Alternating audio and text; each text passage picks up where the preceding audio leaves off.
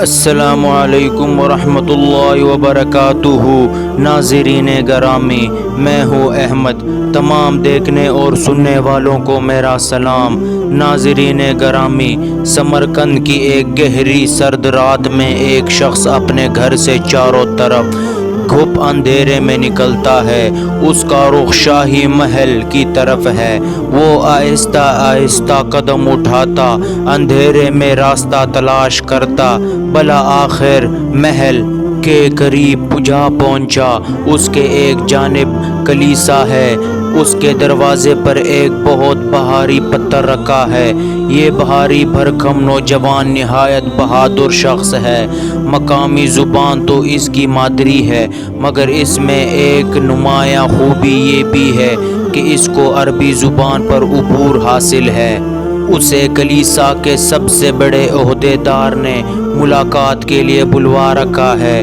اس نے بڑے کاہن کی طرف اپنے کان لگا دیے، جو آہستہ آہستہ گفتگو کر رہا تھا۔ پہلے تو اسے کچھ سمجھ نہ آئی، مگر بتدریج اس کو مفہوم سمجھ آنے لگا کہ وہ سمرقند کی تاریخ، اس کا ماضی بیان کر رہا تھا، اور پھر کس طرح مسلمانوں نے اس ملک پر قبضہ کر لیا ہے۔ ہم نے اس قبضے کے خلاف کتنی ہی ناکام کوششیں کی، مگر اب ان کا اقتدار بتدریج پکا ہوتا جا رہا ہے۔ اب ہم آخری حربہ اختیار کرنا چاہتے ہیں۔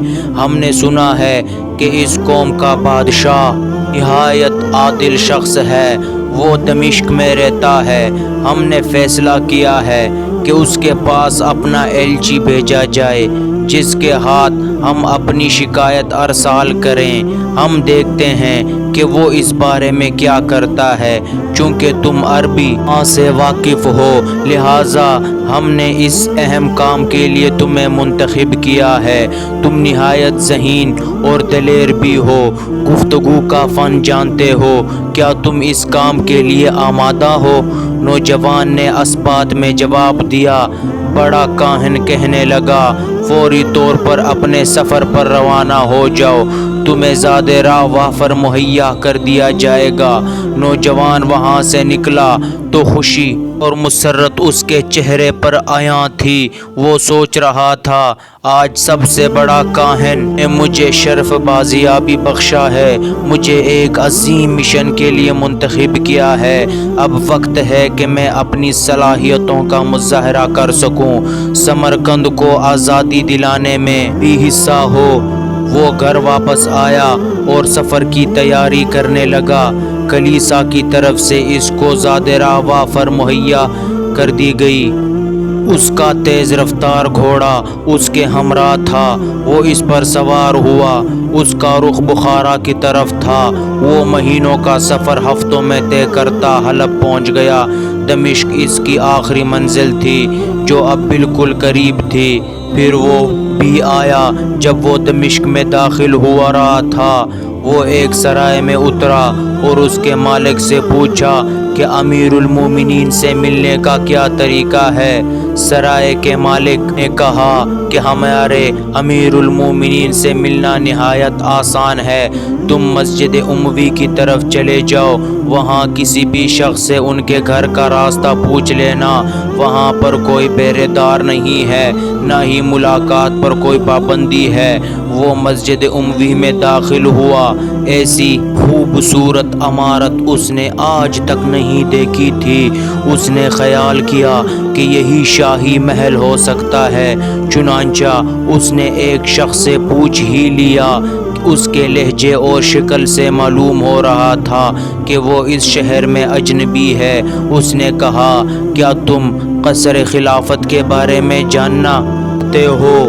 نے کہا، کیا تم قصر خلافت کے بارے میں جاننا چاہتے ہو؟ مگر کیا یہ قصر خلافت نہیں ہے؟ اس نے تعجب سے پوچھا۔ اس شخص نے مسکراہٹ بھرے لہجے میں کہا، نہیں اجنبی دوست، یہ تو اللہ کا گھر ہے، یہ مسجد ہے، مسلمانوں کی عبادت کی جگہ۔ کیا تم نے نماز پڑھ لی ہے؟ میں نماز کیسے پڑھوں؟ مجھے نماز کا بھی معلوم نہیں۔ اس نے پوچھا، تمہارا دین کیا ہے؟ کہنے لگا، میں سمرقند کے کاہنوں کے دین پر ہوں۔ سوال ہوا ان کا دین کیا ہے؟ جواب ملا مجھے معلوم نہیں۔ سوال پھر تمہارا رب کون ہے؟ اس نے جواب دیا معبد کا خدا۔ اب اس نے اگلا سوال کیا اگر تم اس سے مانگو تو کیا تمہیں عطا کرتا ہے، اور اگر تم بیمار ہو تو تمہیں شفا دیتا ہے؟ کہنے لگا مجھے معلوم نہیں۔ اس شخص نے موقع غنیمت جانا کہ ایک شخص شکل و صورت سے ذہین و فطین ہے، اجنبی ہے، اس کا کوئی دین اور مذہب نہیں، اس کو دین کے اصول بتائے جائیں۔ چنانچہ اس نے اسلام کی خوبیاں بیان کی، اور پھر چند ساعتوں کی بات تھی اس سمرقندی کے دل کا غبار چھٹ گیا اور اس نے کلمہ توحید پڑھ لیا اور دین اسلام میں داخل ہو گیا۔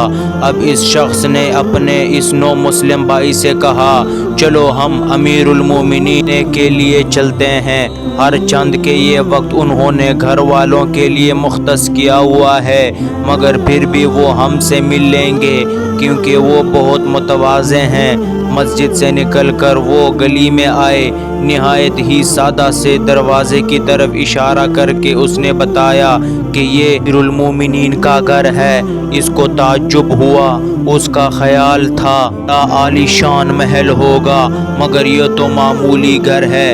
اس دروازہ کھٹکھٹایا۔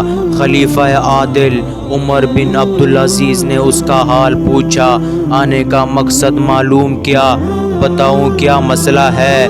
اس نے عظیم سپہ سالار قتیبہ بن مسلم کے خلاف مقدمہ دائر کیا کہ ہمارے ملک پر مسلمانوں نے قبضہ کیا ہے، یہ قبضہ دھوکے سے ہوا ہے، نہ تو اعلان جنگ ہوا اور نہ ہی ہمیں اسلام کی دعوت دی، ہمارے ساتھ ظلم ہوا ہے۔ عمر بن عبدالعزیز فرمانے لگے اللہ کے نبی نے ہمیں ظلم کرنے کا حکم نہیں دیا بلکہ ہمیں عدل و انصاف کرنے کی تلقین کی ہے، اس میں مسلم اور غیر مسلم کی کوئی تخصیص آواز دی۔ اے غلام کاغذ اور قلم لایا جائے۔ غلام 2 انگلیوں کے برابر کاغذ لے کر حاضر ہو گیا، اس پر 2 سطریں لکھیں، مہر لگائی، اس کو بند کر کے سمرقندی سے کہا کہ اسے اپنے شہر کے حاکم کے پاس لے جاؤ۔ سمرقندی واپس ہوا۔ اب اس کا سینہ توحید کے نور سے بھرا ہوا تھا، جہاں پر جاتا وہاں سیدھا مسجد میں داخل ہوتا، نماز پڑھتا اور اپنے مسلمان بھائیوں سے ملاقات کر کے اپنی منزل کو روانہ ہو جاتا۔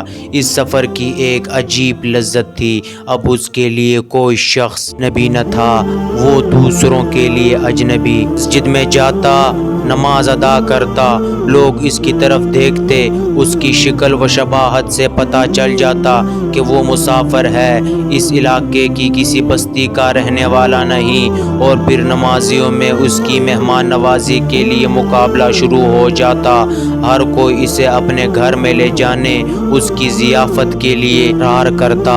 اب اس کو مسجد کی اہمیت اور اس دین کی بے شمار خوبیوں کا ادراک ہو چلا تھا۔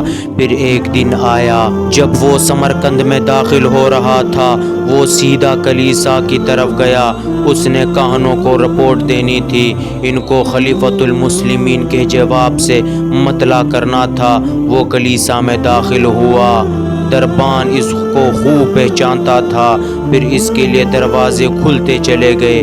چند منٹوں کے بعد وہ بڑے کاہن کے سامنے کھڑا تھا۔ کاہن کو اسے دیکھ کر اعتبار نہ آیا، اس کا خیال تھا کہ اس کو قتل کر دیا گیا ہوگا، مگر ان کا ایلچی ان کے سامنے کھڑا تھا۔ اس نے ان کو تفصیل سے سفر کے حالات بیان کیے، کیسے گیا، کہاں سے گزرا، اس نے اپنے اسلام لانے کا واقعہ جان کر نہ بتایا۔